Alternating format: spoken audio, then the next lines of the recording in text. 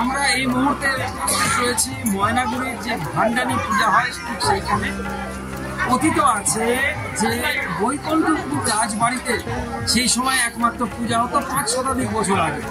সেই পুজোর সময় দেবী পুজো শেষে উমা যখন কৈলাসে ফিরে যাচ্ছিলেন তখন এই অঞ্চলগুলো ছিল সম্পূর্ণ জঙ্গলে ভরা, এবং এই জঙ্গল পথে দেবী দুর্গা তিনি পথ হারিয়ে ফেলেন এবং গাছের একটা তলে বসে তিনি কাঁদতে থাকেন।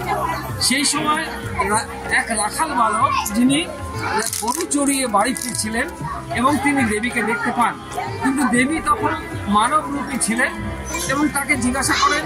দেবী তার কষ্টের কথা বলেন যে তিনি পথ হারিয়ে ফেলেছেন।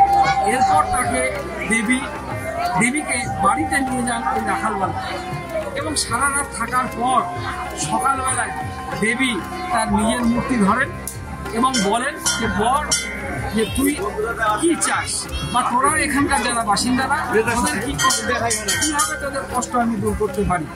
তখন সেই রাখাল বালক বলে যে আমাদের এখানে জঙ্গলাকীর্ণ এলাকা, এখানে চাষবাস করা যায় না, তো যাতে আমরা চাষবাস করে এখানে সুখে শান্তিতে ঘর সংসার করে থাকতে পারি এমনই একটা কোনো ব্যবস্থা তুমি করে দাও। এই মেলার বয়স প্রায় 500 বছরের কাছাকাছি হচ্ছে। এই মেলার বৈশিষ্ট্য হচ্ছে এখানে কোনো দর্শন দেওয়া হয় না, এবং ভক্তরা মানত করবে যা গত বছর মানত করে যে মানত পূর্ণ হয়ে গেছে সেই মানত নিয়ে এবার আসতেছে। এখানে পাঠা পায়রা উৎসর্গ করে বলি দেয়।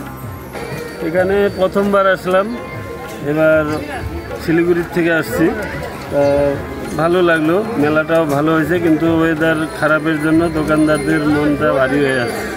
পূজা মানত ছিল, বাতাসা ধূপকাঠি এগুলো দিতে আসছি, দিলাম।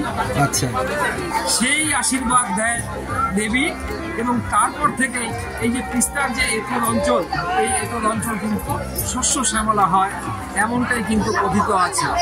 এবং এই দেবী প্রচণ্ড জাগ্রত, সেই বিশ্বাসে প্রতি বছর এখানে লাখো লাখো মানুষ আসেন।